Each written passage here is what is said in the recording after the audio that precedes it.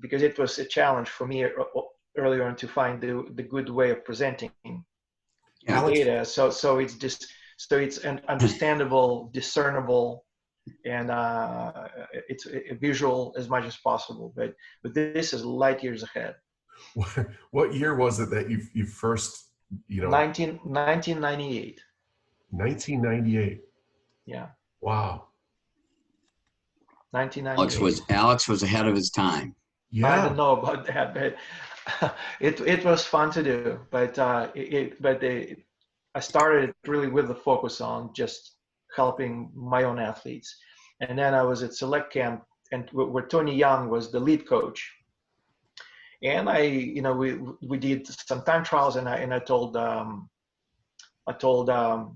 Tony, hey Tony, let's do this race analysis thing, and he's like, what is that? And I showed it to him. He was really like, wow, this is really great. And at the time, USA Swimming, at the same time, they had the meeting. Actually, they wanted to build something like this. And Tony, like, you got to go and talk to these guys because you already have like 80%. I'm thinking, I don't know, these are really important people, et cetera, et cetera. He said, no, go do it. So I figured, okay, I kind of mustered some bravery and went in and talked to the guys, and then. Of course, there were some questions, some skepticism, some excitement, as always at the meetings, right? Sure. And then I remember Steve Rausch is asking, Alex, what would it take to have it for Olympic trials 2000? And I'm like, oh, I don't know, a lot of sitting on the butt and punching keys, but we made it happen. So that's all cool. Yeah. Scott, like right now I'm seeing, like Josh just, said that, and right. that's awesome. And Yep. I'd love to connect with him anytime. We'll reach out to Josh. Are you going to leave it like that so that it'll pop up and we'll see it? Doesn't matter. All right. So there's two ways those things come up, Kevin. Josh did a chat because you are an attendee of the webinar. You see that, so don't get distracted, Kevin. You focus on what you got to do. I am easily distracted. That's why I'm telling you to focus on just your screen. Let me monitor the chat. Okay. Yeah. All right. That's my job. You and Alex you guys just do the stuff. I'll monitor the chat room and the little question and answer thing. Yeah, it's all good. And we'll get back to everybody. So put a window over that, Kevin, if you need to, so that you don't get lost. Because Alex, you see the stuff on the side too? Yeah. Well, I see just you and the top screen. Okay. Well, yeah, I don't see a lot of other activities. Okay, good. Because Kevin gets easily distracted. Well, because I can be like a squirrel too, You can be like a squirrel? No. Oh yeah, squirrel. There you go, and left and right. Yeah. That's. No, it's neat. So we have 3 attendees on right now. We're a little before 10 o'clock, but we just keep bantering for a little bit before we jump right into the. Yeah, but that was really great. It's and of course, as you develop you think capacity of your club, you think about 70, 100 kids, and then all of a sudden you're in the thousands, right, with the Olympic trials, and then your databases begin to crash. And then I'm thinking, I think I slept like 3 hours a night at the trials. It was in Indianapolis, but by the way, I think. And just keep fixing it, making sure that we get things done. And then, as time goes by, the program gets better, more robust, and you add functionality. And coaches give feedback, and then you begin to optimize your algorithms. And, I think it's just a really collaborative effort. Yeah. That's what it is, and they're always pretty, people with interesting ideas, and it's just really a matter of kind of listening, optimizing, and judging the merit and value of the idea, and whether it goes in or not. So, but your presentation, Scott, is really outstanding. It is. And Alex, I just happen to work with some smart people that can really figure it out. And I'm just the guy that can talk to people, right, Kevin? Right. Oh, yeah, believe me, it's But you know important what? too. Yeah, You know what, Scott? That's an important thing. very important. Yeah. Alex, they make fun of me at all the shows that we go to because they're just like, oh, there goes Scott again. I'm like, just off talking to people. Yeah. Right. Good. Yeah. Yeah. Yeah. Definitely not the introvert at all. So we're here at 10 o'clock. We've got there's a few people on, there's a few more to come on. Let's wait another minute or so before we get going. And How was practice this morning, Scott? Fun. It was really good. Alex, I also coach a club team and Right. we've been in, this was our second practice. Oh, congratulations. That's great. Oops, I gotta shut that off. Talking about me getting distracted. Yeah, I'm sorry. I did. That's the one thing I did remember to mute my phone. So yeah, I did too. Yeah. So we've got two kids per lane. We're just going back and forth. We just started out with an hour, and it's our second practice, and already I can see that they're getting back at it, which is really, really good. So, all right. That's great. So we've got a fair amount of people on here now, and we should probably be prompt and get this thing rolling. So make sure you record it. Yes, I once we started doing the banter with some good stuff, I do have the record button going. So, all right, I'd like to get this thing started. Good morning, everybody. My name is Scott Kitzman. I'm the Client Success Manager for SwimCloud. I also coach a small club team. I was just talking earlier about how we're back in the water, which is absolutely awesome. But we're not here to talk about me. Let me introduce you to Coach Kevin Kinel. He's with the Duneland Swim Club. He also works for SwimCloud. And take it away, Kevin. All right, thanks, Scott. Always so fun to do these webinars, and I'm really excited today because I have a good friend of mine, Alex Nikitin, is on, and Alex, and a lot of you probably logged in today because you know Alex, but Alex was the founder of Parametrics Research, and he was the developer of the first race analyzer that was used by USA Swimming. And that kind of catapulted us into where we're at right now with SwimCloud. But he was a USA coach for Multnomah Athletic Club in Portland, Oregon for 26 years, had numerous national level swimmers. His degree and background is in exercise physiology and exercise science. So welcome, Alex. Great to have you here. Thank you, Kevin. It's wonderful to join you and Scott. Thank you. Yeah. I think one of the things that I want to ask you is, how you got involved and, why is race analysis so important to you? Mm-hmm. How did you get involved with it? That type of thing.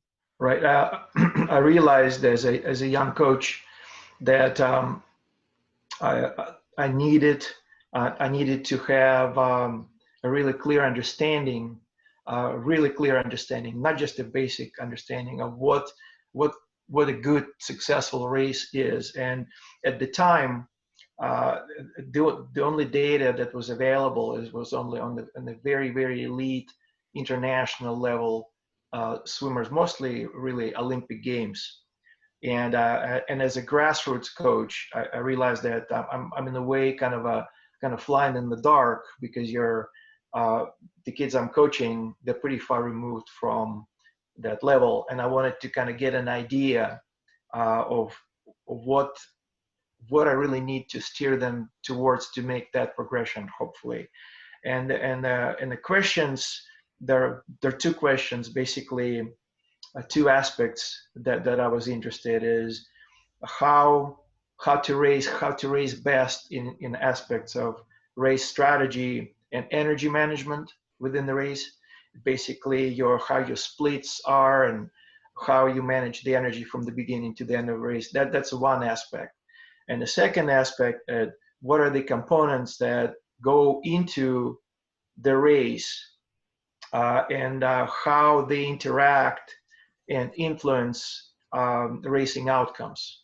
So that's basically, we're talking about underwater velocity, surface velocity, tempo, distance per cycle, length of breakouts, etc.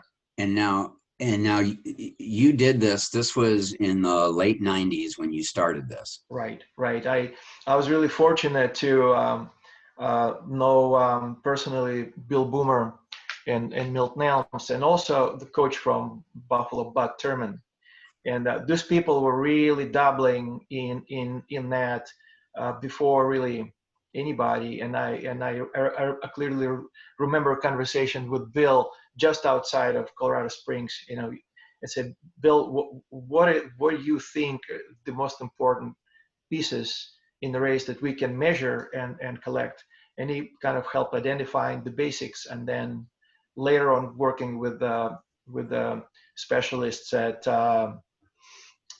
you say swimming, we were able to add some more things to it.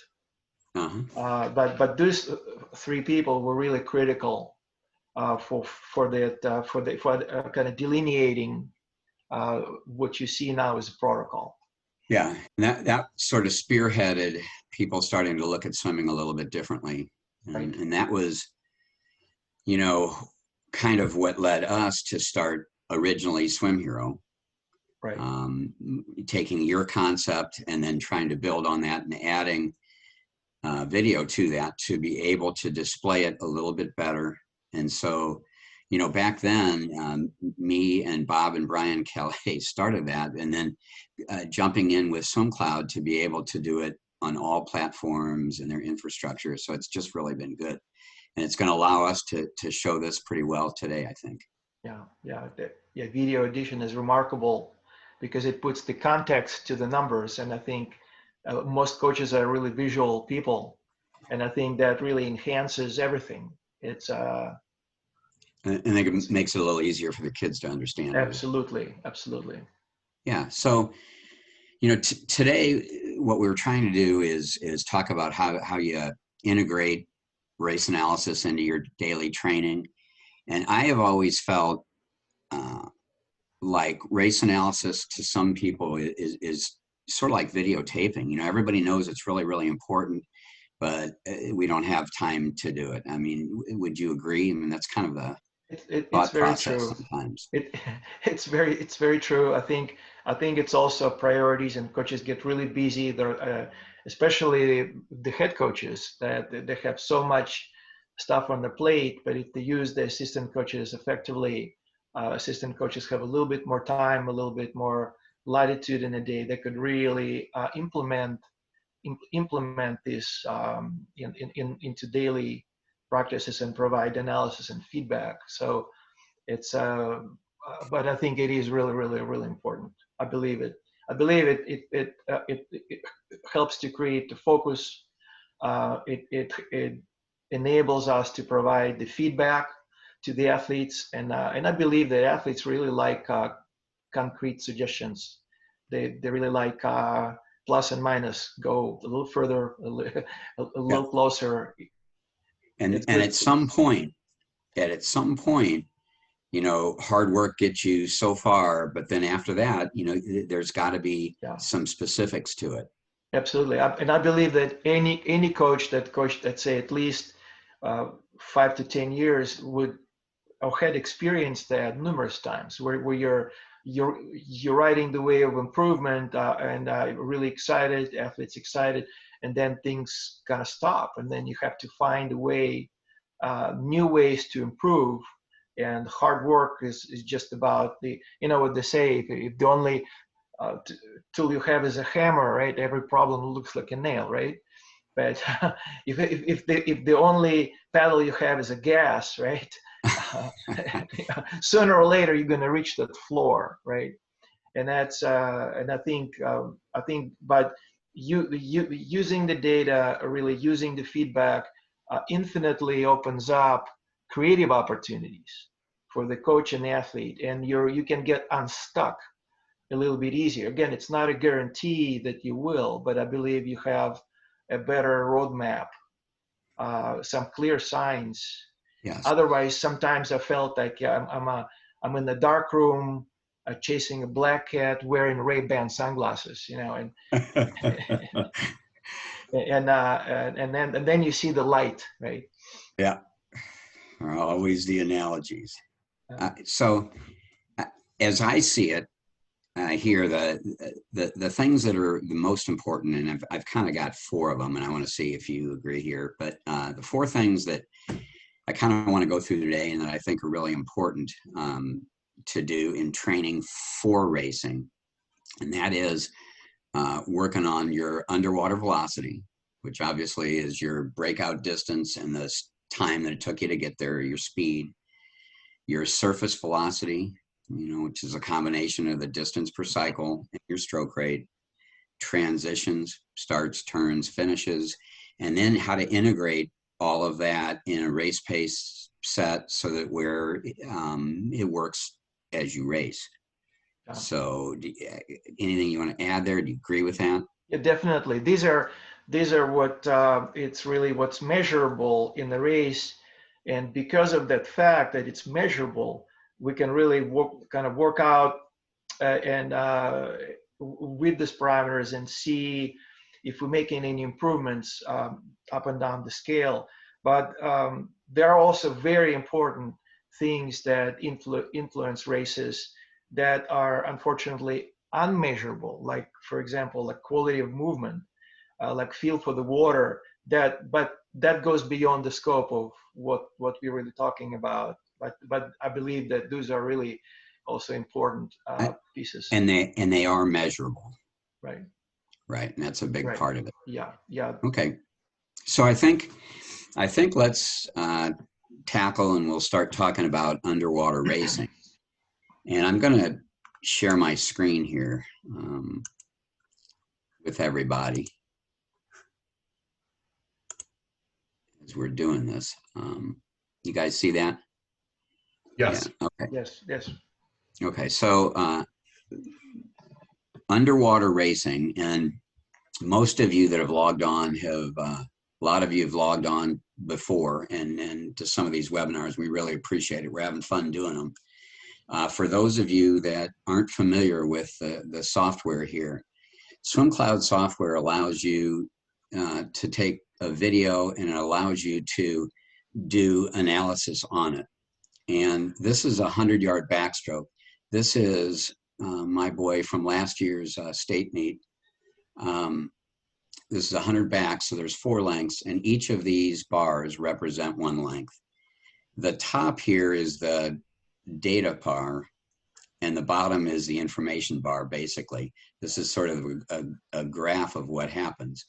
And I'm going to play this in just a second, but this long blue line is the underwater portion. And then each of these dots is going to be a stroke cycle and then into the turn. So what I want to do is just show you the underwater that we're talking about off the start to begin with.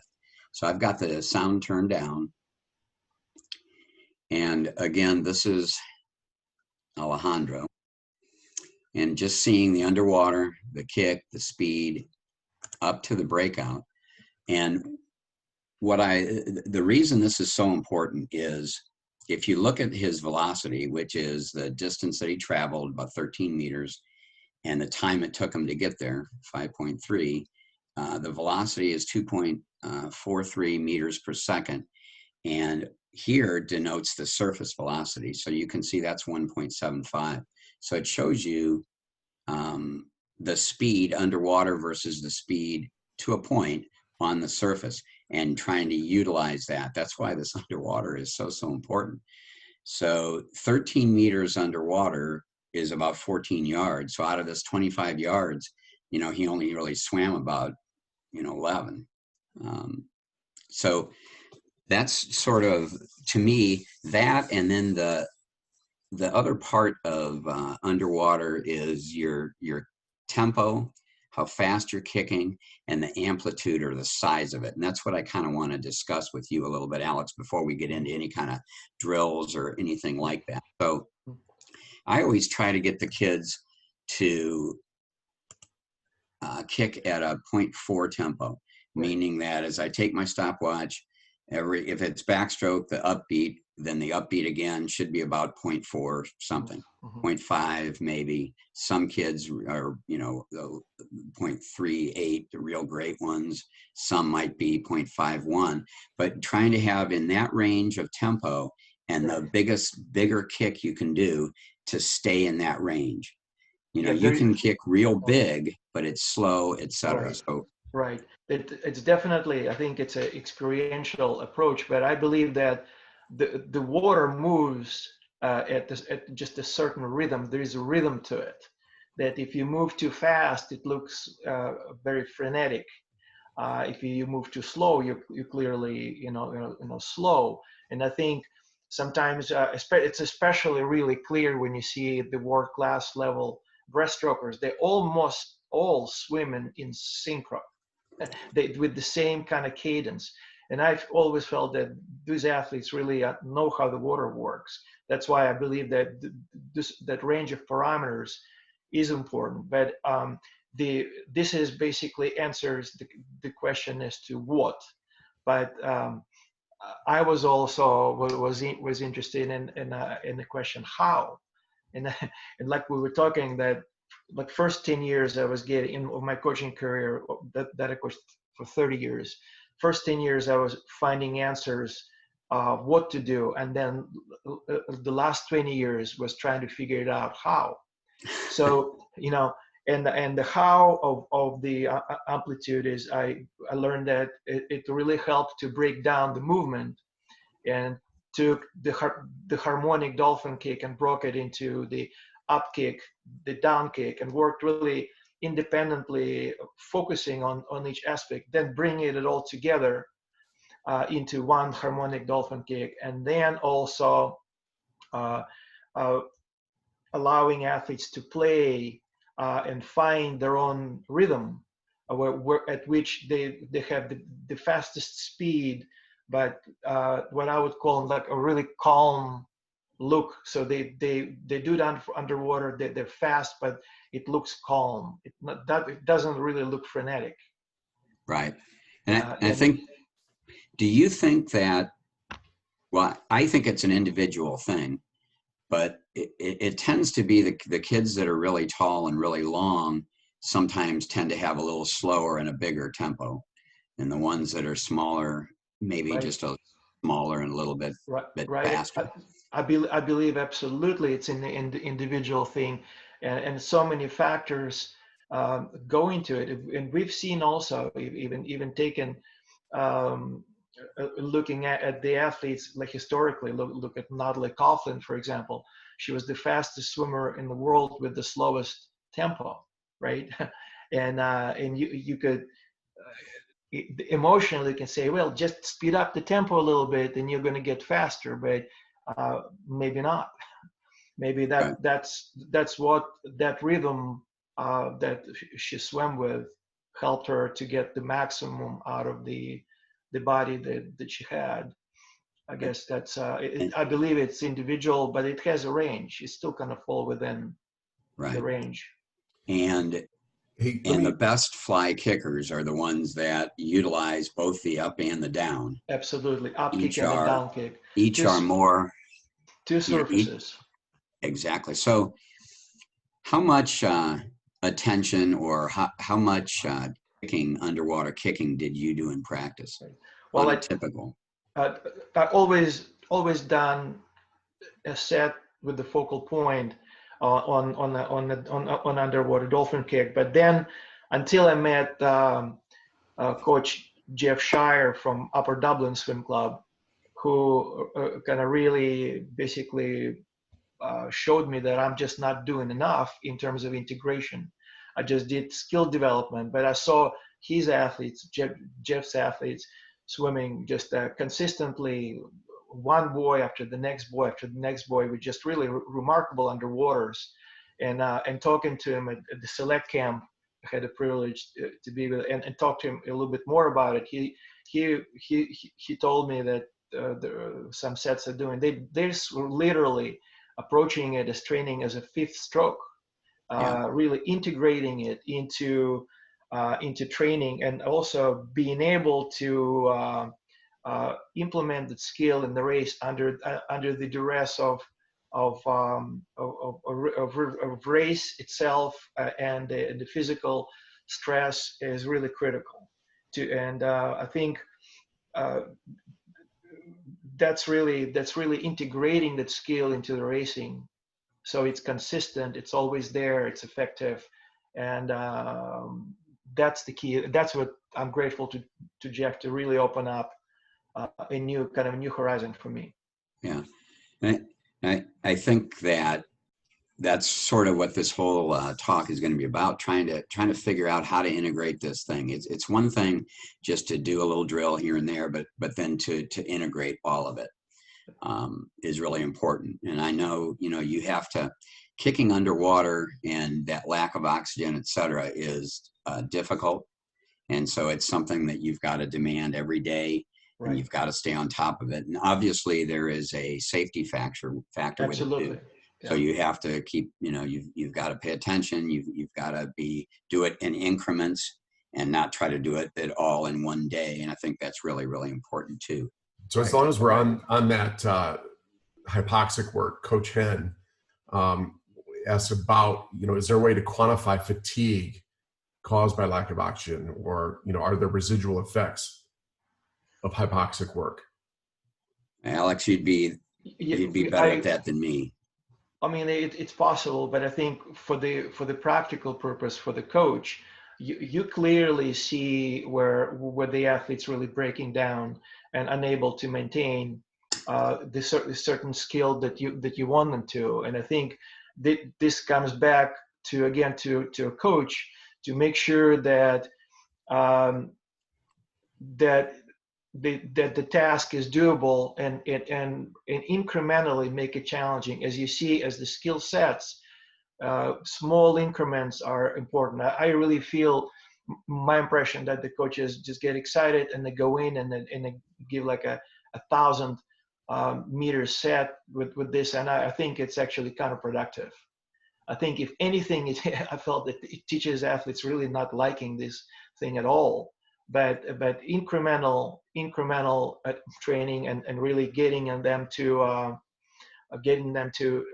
develop skills, solidify the skill, and really polish it is critical. And that's really up to the coach. I think another thing about the hypoxic training, it's really what it is. It's a communication with the brain, because brain wants us to live.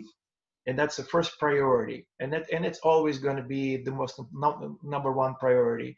And holding breath for 7 seconds, as you see, or 5 seconds, which is limited about the speed of 15. This is hardly hypoxic training, right? But in the context of the race, it's really challenging. So again, I question the need to go 50 meters underwater. Personally, I mean, but other than it creates maybe a ceiling of tolerance, but the context of the race is really what, in my opinion, and of course it's an opinion, and that's what's really important. If athletes is capable of doing 7 dolphin kicks every wall, 7, 8 dolphin kicks every wall, athletes will travel 11, 12 meters every wall, and that at the really excellent speed. That's really good. And in the end, that's what you're trying to do, and that's what Exactly. You're trying to develop. Exactly. Yeah, and I learned that too. When I first started working with underwaters, you would try to get them to go longer and stuff, and then you realize that when they go longer, they end up going slower. Right. And the whole idea, you can only go 15 meters. So on that same topic here, let's get into some drills and some skills to utilize this underwater kicking a little bit. So I'll go through a couple that I like, and then Alex will kind of let you take it from there. But I love, I call it a 6-second breakout drill for fly kick. And I do it in the beginning of the practice, and then I'll do it sometimes, and I do it in the beginning of the practice to simulate the start, and I do it at the end of practice to simulate basically a wall when you're already tired. But what I do is we line them up after we do just an easy, 400 easy or so. We'll line everybody up on the blocks. I'll start them in a regular start. They'll go dolphin kick underwater. And years ago, I read something, and this was a long time ago. I think that Bowman talked about how world-class athletes at that time were getting to 15 meters in 6 seconds or less. So I thought 6 seconds would be a good thing. And now they're a lot faster than that. But I thought 6 seconds would be a good base. So I would blow my whistle at 6 seconds, and they'd break out and get a little idea of where they were. And through the season, they begin to understand how many kicks it takes them to get there. They begin to get, they know how long to glide before they start to kick. And it really helps them get out ahead of that wave a little bit. And then by doing it at the end of practice on a push off, instead of off the blocks, you're simulating legs being tired on a turn. So I love to do that. I think it forces them to really focus on it and think about it some. So that's one of the drills that I like to do.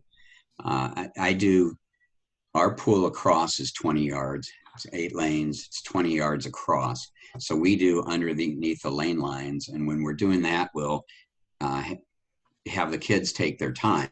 So they have something to compare. And then we'll take tempos. And sometimes I'll have them go in waves and let the kids do the tempos, trying to hit that 0.4 or so, because I think you have to give them something to shoot for. Any kind of resisted kicking against a parachute, I think it really helps. I think it helps you to kick both ways and get full of it, or get the full kick. We put kick sticks in that are, sticks that have the sponges on them, so that the kids at each end, after every wall, they have to kick out and get under them. And that also goes with what we were talking about of not doing too much too soon. You can slowly put those out. You can start at right under the flags, and then do that for a week or two, and then you can slowly move them out a little bit and start to get them to take more kicks off each wall. The other one, and the last one I'm going to talk about, and then Alex here, I do this Lochte set. I got it from Ryan Lochte's coach one time, and it was at a clinic, but you kick either on your back or on your stomach at the wall, just a wall kick for 30 seconds, a minute, blow the whistle, and the swimmer drops down and goes the whole length, 25 underwater. And so I think it's really good because their legs are tired. They're sprint kicking for a while before they do it. So it really simulates, I'm in the middle of the race, I'm tired, I go. You could even have them, when you blow the whistle, do a flip turn and push off and do it. And I know that there's some clubs that do that. Those are some of the ones that I use all the time. I think are really good. That's great. It's kind of basically like integration into the race, so you don't do the whole race to get to that state, and then you attach the skill that you'll need. I think it's very clever. I think different ways of kicking underwater, sometimes a little bit further, so you work on that oxygen debt, sometimes shorter, sometimes right at that 15 meters, because the whole goal is to be fast when you're underwater. Slow kicking underwater doesn't help you any. No. So, hey, Kevin, as long as we're on the 6 second drill, Coach Runkle asked, did you do that, every day, and how many reps? That is something I do at the beginning of practice, and we just do that one time. It's just something we do every day when they're fresh, and they look forward to it. Yeah, one time only, but you do it every day. Did you measure the progress, or did they just instinctively know that toward the end of the season they were getting 2 or 3 meters further? Yeah, well, it's kind of their responsibility. You don't want to take all the time, too much time to do it, but it's simply a way for them every day before they're tired and before their mind is not there, to focus on a good clean start and to really focus on learning how to kick fast and count their kicks and to know where they're at in the pool.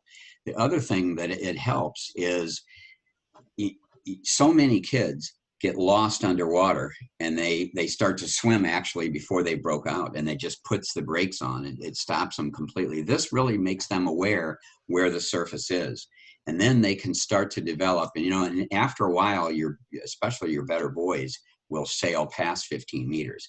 Then they'll have to start to learn how many kicks to take out and break. But it's just a way to make them aware of it. I did it at the beginning of every practice, and I tried to do it at the end of every practice too. Once you're done with your practice, let's go back down here. We'll push off, and you do the same thing, and then you do your loosen down, and for the same thing. So this time I'm doing it off the wall, and I get a better understanding of how far I can go. And they could hear the whistle underwater? Yeah. Yeah, you got to really lay on it, but yes.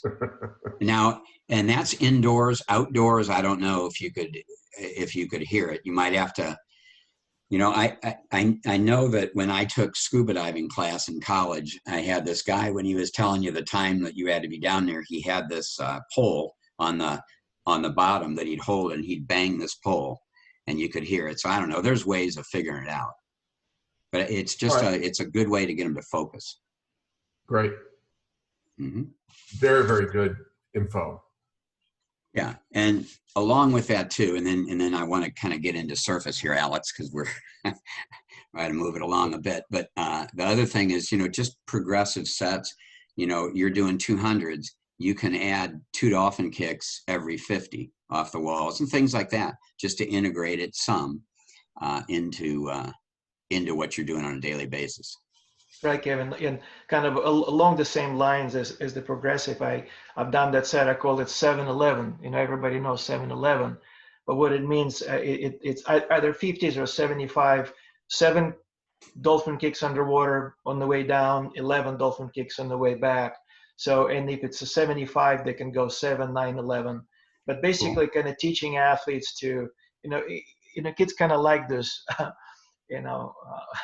Little catchy names, and then we do and that helps. And you can vary speed. You can go easy swimming like early on, but fast underwaters, and then gradually as you progress, get a little faster in the swim, But the key point for me was always to really emphasize that underwater part that is done really not lazily, but really with some great energy, because looking at the outcomes.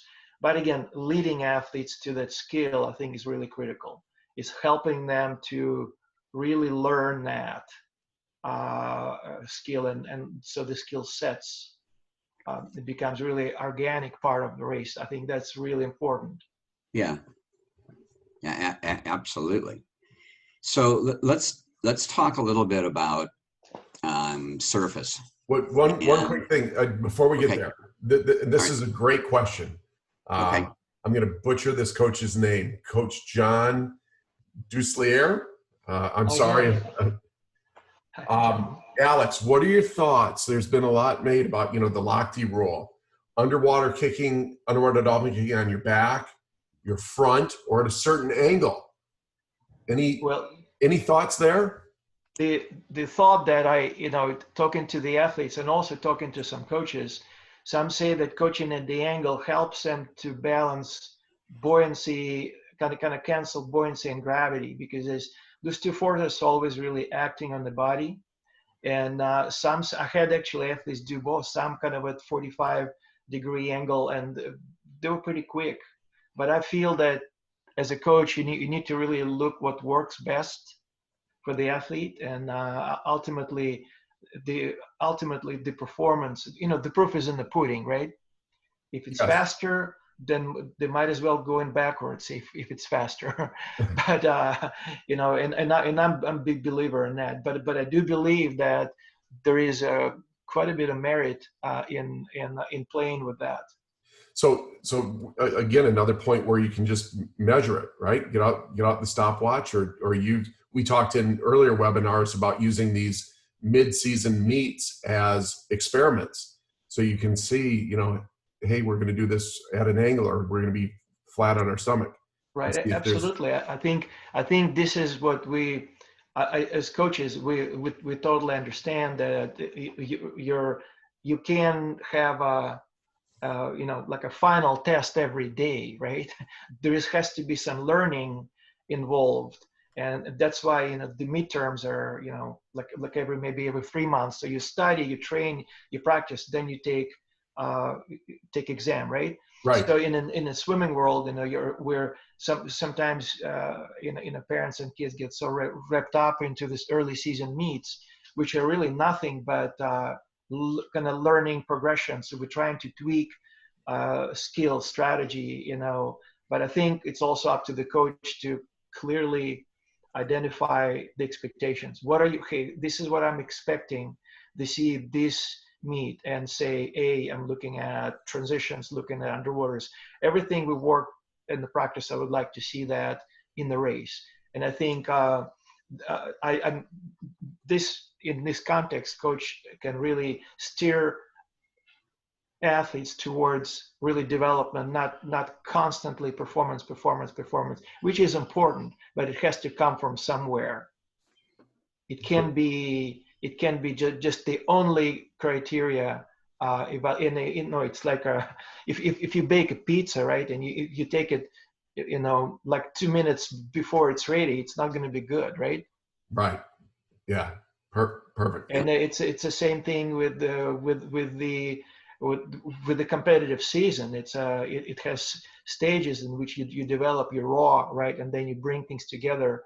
And I think maybe only at the very top level of the sport, where athletes entering elite international level, they are capable to produce remarkable swims, Grand Prix after Grand Prix after Grand Prix. But guess what? That's why they call elite international level athletes.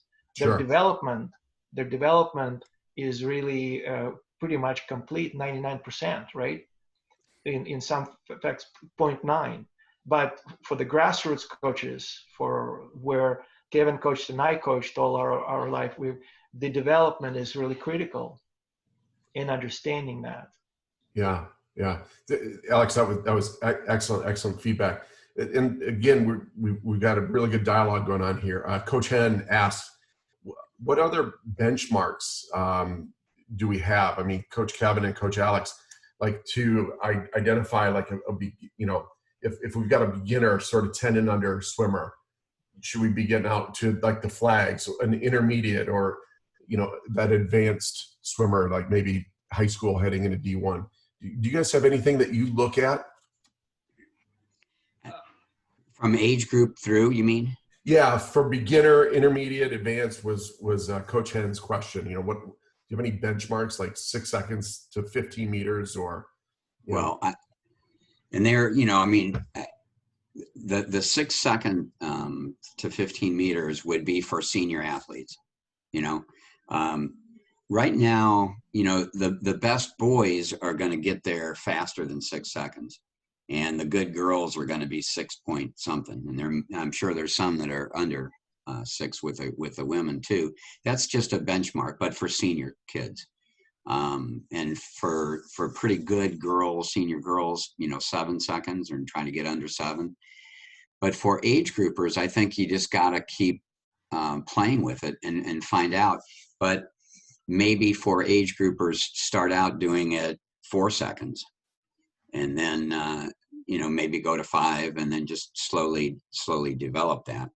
But I think with age group kids, you've got to be careful, and you have to build them in. It's like anything else. This is, and in talking about that other comment, as far as, on your side, on your back, angled, etc. Swimming is a science, but swimming isn't an exact science. You have to play with things, and you have to find out. Everything that worked for me and my kids is not going to always work for Alex and his kids, or Scott, and your kids. You have to learn to play around a little bit and see. So I would err on the caution side with the underwater stuff, with the age groupers, but it is something that you can develop. So okay. with Coach that Hen, 6 second drill, maybe 4 second. Yeah, I hope that answered your question. Yeah, and ask again if it didn't. But I would like to steer this towards surface a little bit, and I think for the viewers, we're going to talk about surface here some, and we're starting to get a little lengthy. But we're going to do a second part here as we're going to go through what we don't get through here today. But as far as surface velocity goes, we are, and as I have this up here, and I'm going to just talk a little bit about what gives you surface velocity. The two biggest things are your stroke rate that is right here on the bar, and this particular was 1.09, and then the distance you travel every cycle. And in backstroke, one hand hit to that same hand hit again is one stroke cycle. So the combination of those two is one of the biggest things that creates the surface velocity. And I know Alex has a lot of thoughts on that, but for me, technique is big to beginning with. We talk about early vertical forearm and all the strokes. Make sure you're keeping that elbow high so that you can get a good anchor on the water, because really what you're doing is moving your body forward in the water. I take with beginners, I will take a magic marker and I'll place an X on their palm of their hand. And as they're swimming freestyle, for example, they have to try to see the X. And it's just a way to get them to force that elbow in a nice high position. And so videotaping, I think technique is something that's important. Counting cycles and making sure that you're aware of that and trying to decrease cycles. Any kind of strength training helps you, but then you got to work on it in the water by hand paddles, resisted swimming. Fist swimming is good for you to learn to use forearm. Same thing, some people use a tennis ball or a wiffle ball to get that better feel for the water. But cycle count is one of the big things to begin with that I want to kind of discuss with Alex. Mm-hmm. Yeah, definitely. I feel the cycle count is something, it may become a little bit tedious, but I think what it is important is to kind of develop the culture where athletes train and hold themselves a little bit more accountable. And why counting is important is basically even swimming at the slow aerobic speed. But if the athlete is taking the same number of strokes swimming aerobically as doing the racing, that's really inefficient. So what I recommended and what I've done in the past is aerobic swimming speed. They do it at the less -5 strokes from the racing. Then as you progress through entire spectrum of velocities, let's say you go to threshold, you go at -3, et cetera, et cetera. Then at a certain point when you reach to the race pace, you got to swim at race cycle count. So I found that there are two benefits, and again, I'm speaking from really an experiential data, is that athletes swimming with the slow velocity at the intentionally low stroke count develop a good ability to grab onto the water, to hold on to it, and stay connected to it longer.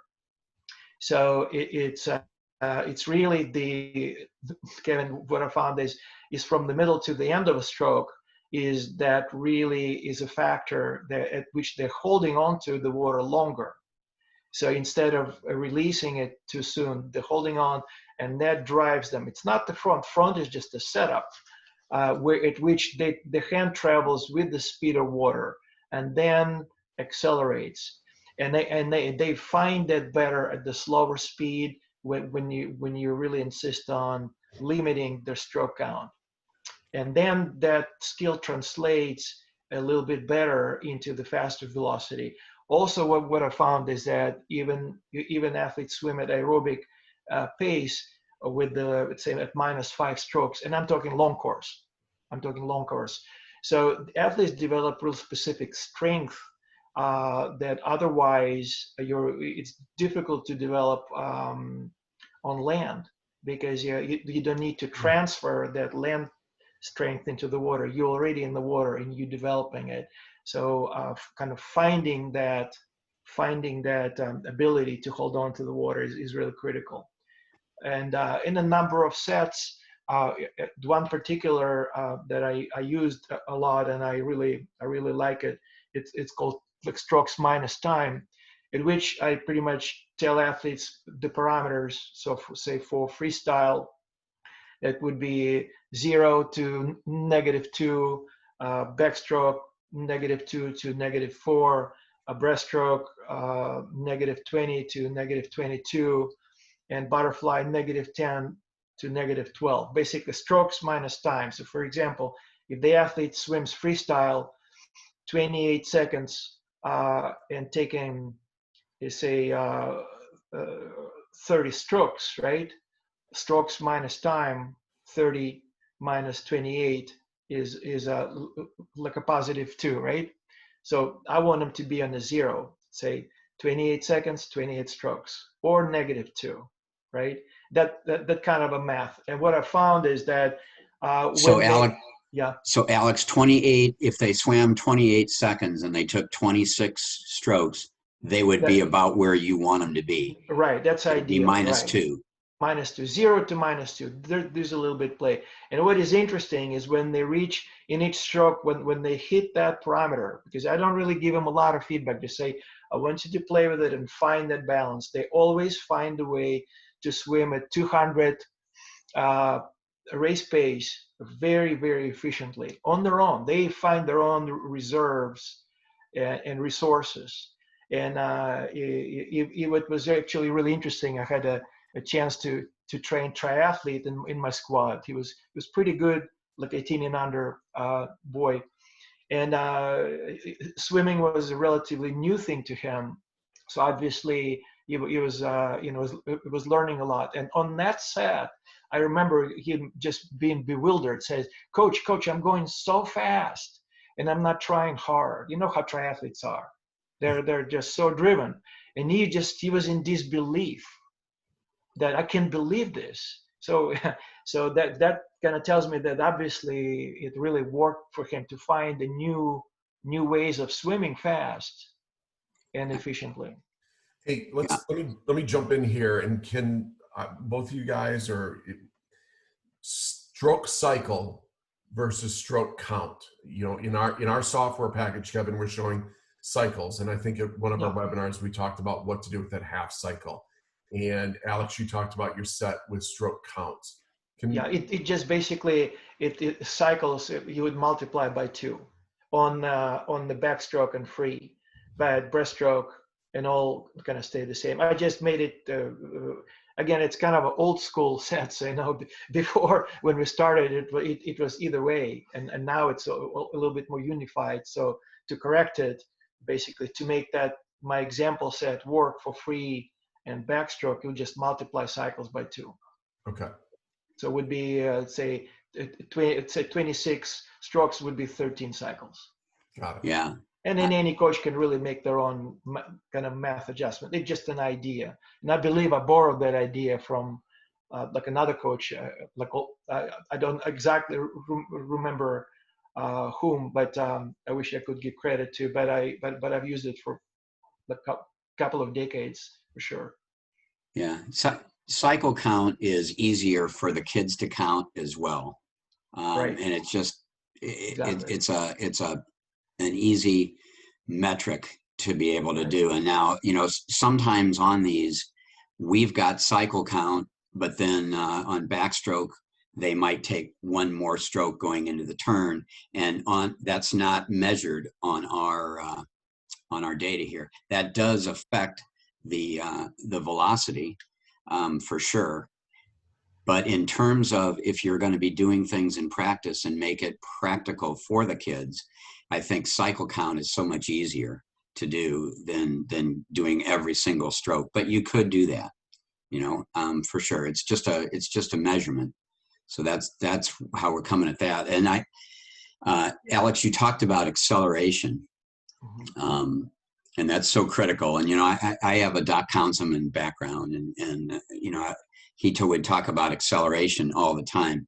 When I talk to the team about it, I always use an example. For example, if I had a ball and I was trying to throw this ball a long way, if my hand traveled the same speed, it would just drop. It wouldn't, it wouldn't go very far. But if I accelerated at the end, that's going to get it to travel. And it's the same thing once you grab the water, then you have to accelerate it. Accelerate. Correct. And really, really important. And that's also kind of where stroke rate comes into play a little bit too. And if using this software here, here 1.0 stroke rate and distance per cycle of 2.45, and his velocity was 1.7. If you look down here, as he's getting a little tired and he's slowing that down to 1.2, his distance per cycle increases, but the velocity is a little less. So it's a combination of those two that you've got to figure out. And this also is an individual thing, I feel.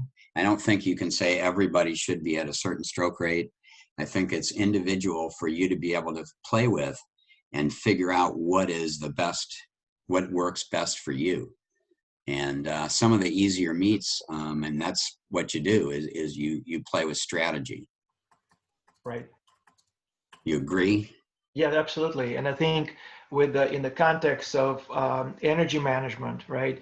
You know that distance per stroke will get a little shorter with fatigue. So, but in order to maintain velocity, and that's the goal, is to keep the velocity from dropping off, is to compensate it with the increased stroke rate. And what it seems to be a better way of maintaining the consistent splits throughout the race is gradually trade off distance per stroke for rhythm, for tempo. But again, within the effective parameters.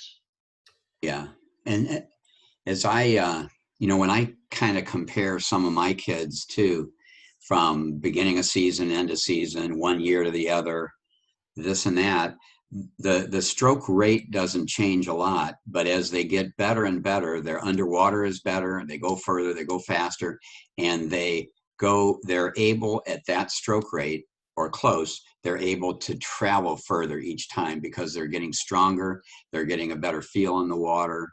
Exactly. Yeah. And Kevin, I was still using my program when I was coaching, and I was comparing also, kind of like you, the seasonal meet progressions, and then what I found is with the shave and taper, the only parameter that really made the biggest impact almost across the board of athletes is distance per stroke. That's what really, in the end of the game, that's what made it happen. With all other things, were pretty consistent throughout the season.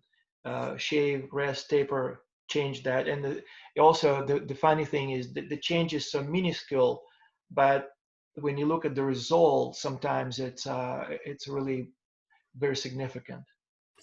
Yeah, and go ahead, Scott. If you're gonna, I was gonna just kind of take a look at the watch. We're coming up on an hour, which is great.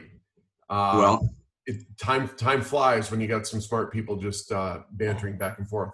What are your thoughts here, Kevin? Well, I want one more thing with that, and then I think we'll kind of wrap this up for this particular portion. But so many times, both the distance per cycle and the rate are so important, and they're interconnected in so many ways. I don't know how many times we'll have a great practice, and I'll get down to a quality set, and the kids are so tired that innately everything starts to get a little slower, and they're still having a long stroke, but it's getting slower, and I stop and I'll sometimes look at them and I'll say, to go faster, you have to move your hands faster. It's like, oh yeah, but it's the acceleration, and it's both combined. Right. And by working on the two of them and really measuring them is how you really can be consistent and have consistent improvement, I think. So awesome. So Scott, we can wrap this up next week, and I believe we're going to do this on Wednesday. Next Wednesday, and it will be out. We're going to continue this talk a little bit, but we're going to get not only into velocity, but we're going to get into starts, turns, finishes, those transitions, and we're going to do a little more about some race pace sets that you can do to integrate all of this. There's so much with this, but it's awesome. Quite get through 50% of what you wanted to, which is great. Hey, but there's a couple questions that pertain to some things that I want to get asked. Okay, absolutely. About underwater, and this pertains to our software. Coach Keeler asked, kind of with using the software, how is it that we figure out the underwater distance and what that time is? It's all an algorithm, and it's an algorithm we took from Alex's program and then worked on it. And Bob Calais, that is a mastermind guy, and he's the math guy behind what we did, and he would be a better one to answer that. And actually, I know Mike, and Mike knows Bob. It is just an algorithm that based on thousands of swims that we did and tried. And the algorithm we have is for underwater too, is based for 90 to 95% of the population. It's pretty right on. There are some people that are just so good underwater, they skew it a little bit. Or there are some people that are not very good underwater, and they're so efficient, like Katie Ledecky, for example, so efficient on the surface that they skew those numbers a bit. That is why, and I'm going to move my cursor here. If you see this distance one here, I can, if I have a kid like Ryan Hoffer, for example, if I had a kid that was so good underwater that it was clear that it didn't work, I can change this and then save it. And so I could change that manually if I wanted to. But for the majority of everyone, this algorithm we have works. We haven't figured out yet, and we've talked about maybe trying to do it within strokes and everything, but it gets pretty complicated. That's great. Yeah, I don't know if that answers it or not. I hope so. If not, Coach Keeler, just email us back or reach out. All right, another one. On our software, Kevin, that first lap there from Alejandro. Yeah. How does a half cycle? What if he took 4.5? Where's that extra time accounted for? Well, the cycles would be the same, and the rate would be the same, but it would affect the velocity. Right, Alex? Correct. It would affect the velocity. So, for example, and when distance if you per second, no. if meters you per second, okay. What we're doing here is we're measuring every time the hand hits. So, and I know that this is, I'm going to stop this for a second. We've had trouble with this video being jerky, and I know it probably is going to be, but that's on Zoom side because of just the amount of people in the world that are doing it. They're downgrading their video until the pandemic gets over with. But what we're doing is, and I'm actually, I'm going to slow this down a bit.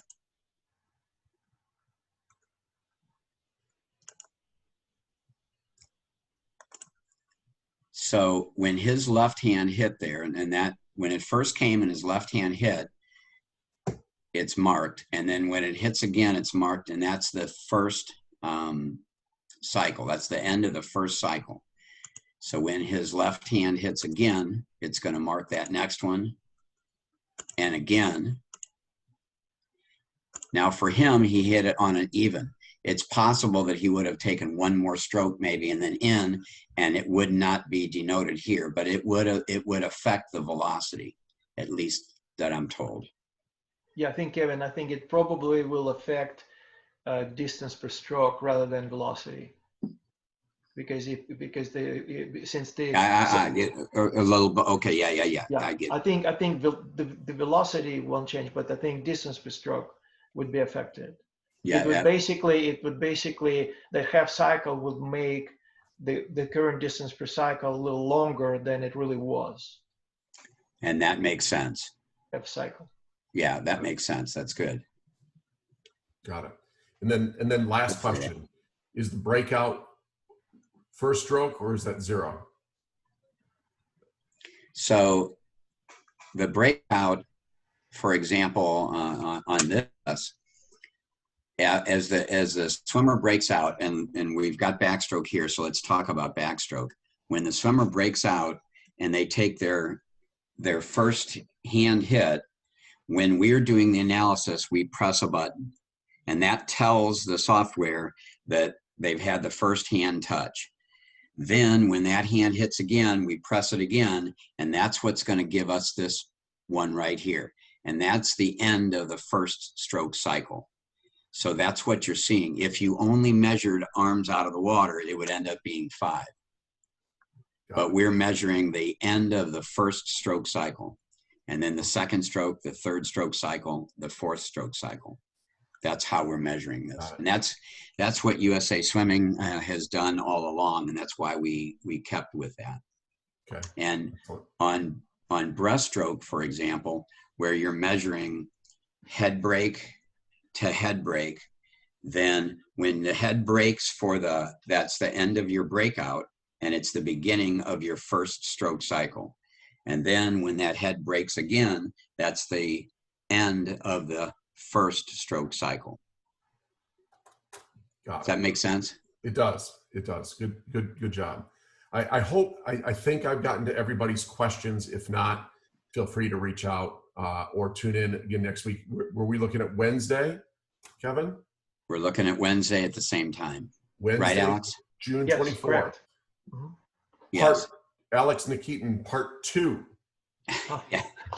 Thank you. And for anybody that's interested, if you get on the SwimCloud website, swimcloud.com, you get into the help session, it'll take you through all of this in explanations. And please do look around it, ask questions. You can shoot me an email, kevin@swimcloud.com. Love to talk to you. All right. I think that's a wrap for today. Thank you, everybody. Coach Alex, thank you very much. Thank you, Scott. Thanks for having me. Oh, really appreciate it. Absolutely. All right. We'll see you next week. Thank you. Thank you very much. Thank you. Thanks, everybody. Bye-bye. Thanks, Alex. Thank you, Kevin. Thank you, Scott. All right.